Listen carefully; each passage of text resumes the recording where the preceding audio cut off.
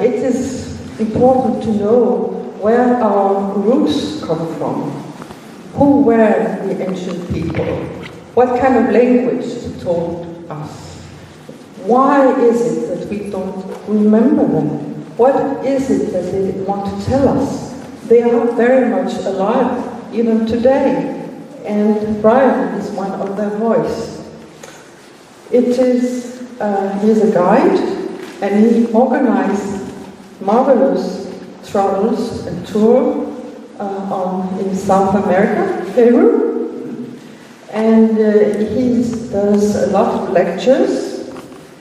I would call you modern Indiana Jones. Yeah,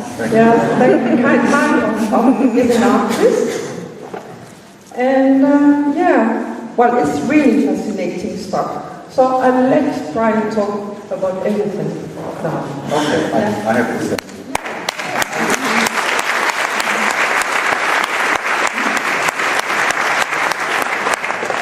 Well, thank you to all of you, and thank you to Denmark for this opportunity. We've been through a lot of interesting discussions, which are in some ways quite depressing, like what you see on the screen and what you still see on the screen, and all of this, all of this chaos and anger we have about the fact that we have been and are being lied to by so-called officials, like this one as well. And what I would like to do is I'd actually like to try to uplift you, because history, as we've been taught in school, to some degree is a lie. And I wouldn't call it conspiracy theory, but what I would call it is people closely guarding information and refusing to open themselves up to scrutiny or other people coming in and offering additional information.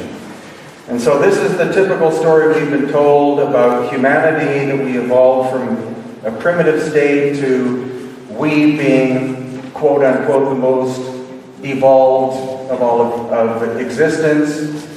And the same with society. We've been taught over and over that Homo sapiens, who we are, started out approximately 200,000 years ago, and for the majority of that time, we lived in this state of the hunter-gatherer.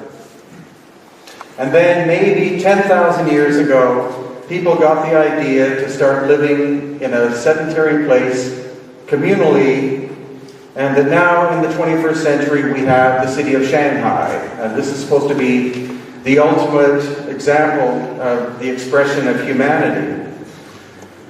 The two places that I'm intimate with and want to discuss are mainly Peru and Bolivia, and also Egypt, because they spiritually and in terms of tourism, etc., are, except for Egypt at the moment, the hottest places for people to go to in order to study ancient things. But the thing is that we have left the history of both of these places and much of the rest of the world, if not all the world, to a small group of people, in general called archaeologists and anthropologists, to tell us the history of humanity. And the problem I had with the first trip I made to Peru was the fact that I saw buildings of such phenomenal construction that what the archaeologists told me, in terms of these tools, bronze chisels and stone hammers, which were the highest level of technical sophistication both in ancient Egypt and in Peru, were responsible for all of the constructions I was looking at. And so through the course of time, I've had the ability to bring engineers, stonemasons, geologists, and other experts outside of the archaeological field in to look at them and tell me from their perspective how this was done. And 100% of the time, they said that those tools could not have been responsible. And it clearly was not cultures afterwards because of the great antiquity. So what I'd like to start you with is the Inca. The Inca were the largest civilization in pre-Columbian America. But nobody actually knows where the Inca came cutout stones like this. And the weathering on this is so excessive that I'm hoping that Dr. Robert Schock will come in July of next year and be able to tell us when the stone cutting was actually achieved, because it's not like there are 1 or 10 or 50 stones like this. In the area of Cusco and the Sacred Valley, according to Jesus Gomara, who is the local expert, there are more than 5,000 of them. So when people say this was an Inca throne, there were a lot of Inca, obviously.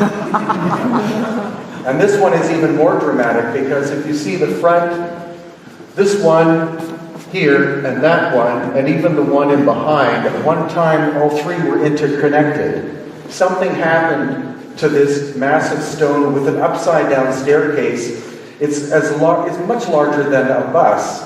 Something caused it to snap into 3 pieces. It could have been a very ancient cataclysm. And again, we find just structure after structure. It looks molded, or like concrete or something. And again, another example, as we get closer to this, which is called Amaru Machai, again, you see the erosion of it. This is very hard limestone, but it's unlikely, though we need a geologist to corroborate it, it's unlikely that this is the result of weathering during the time of the Incas. It looks too old, and if you've ever been to Turkey, you see a lot of this kind of thing too. And there's talk of sites in Turkey being thousands and thousands of years old, like Göbekli Tepe is. On the interior of this one, there are surfaces which are so polished, some people again say that whoever did the work applied some kind of high heat to it to melt the surface and make it glass-like. And this is another example of that. And here is a site called Pisac, and you can see the wall in the front is of much higher quality than the work in the back, but it's all said to have been done at the same time. And how would you have people of such different technical ability working side by side to create such a difference in construction? And one of our favorite sites is in a cave outside of Cusco. And this actually is not on the tourist map, and as far as I know has not been discussed by archaeologists much. It's just an astonishing sculpting of a stone surface with unknown tools. And inside the same cave, we have this, which is kind of inexplicable because it's a false door and it doesn't go anywhere. But somebody was able to cut into the stone surface like that, one would presume with reasonable ease. And again, we have the same kind of symbol, but what is kind of important about this is that what we see at most of the major so-called Inca sites is you'll see 3 levels of construction. You see this, which is very precise cutting and shaping. Next to it, you have stones interlocking into it without mortar. And then in the back, you have mortar work. And the work in the back we know is Inca, but whoever did this other, we honestly, we theorize. Tell you a story, you never interpret the story literally. When they tell you something, they're telling you poetry. So, for example, with Atlantis, the idea that there was a continent that sank is probably not the case, because any oceanographer will laugh at you.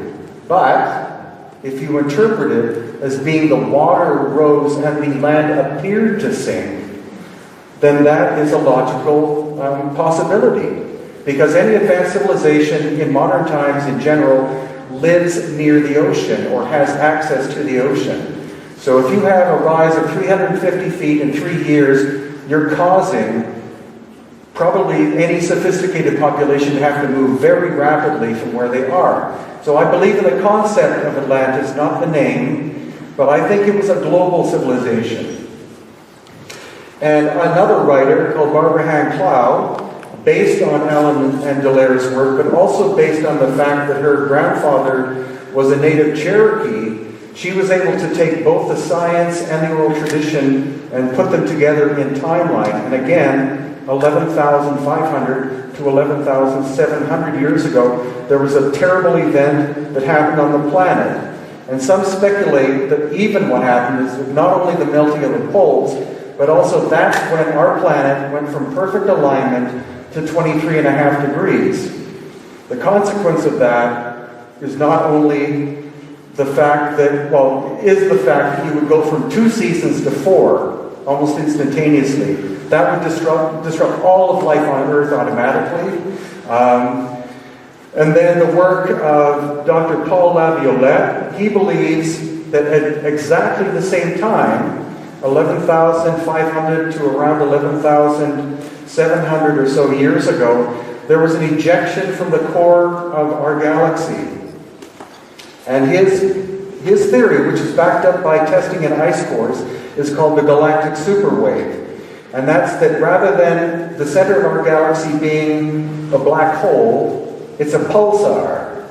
And what a pulsar does is it pulses. So his theory is that approximately every 11, 12, or 13,000 years ago, it shifts depending, because the universe is not a precise clock. But around 11, 12, 13,000 years ago, there was a disruption or an emission from galactic center. And that energy of all forms, gamma rays, etc., travels through the galactic center.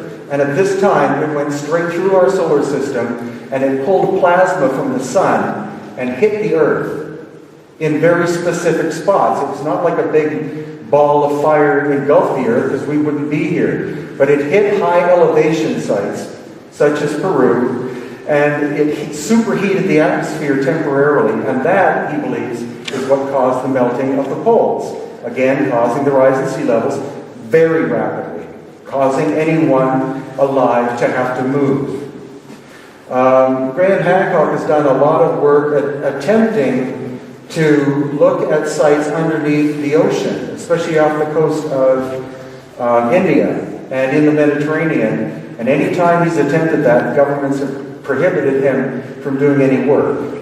But there is evidence from other researchers that inside the Mediterranean there are cities, and off the coast of India, especially because when the tsunami happened in 2007, I think it was, supposedly eyewitnesses who were Indian fishermen out fishing at sea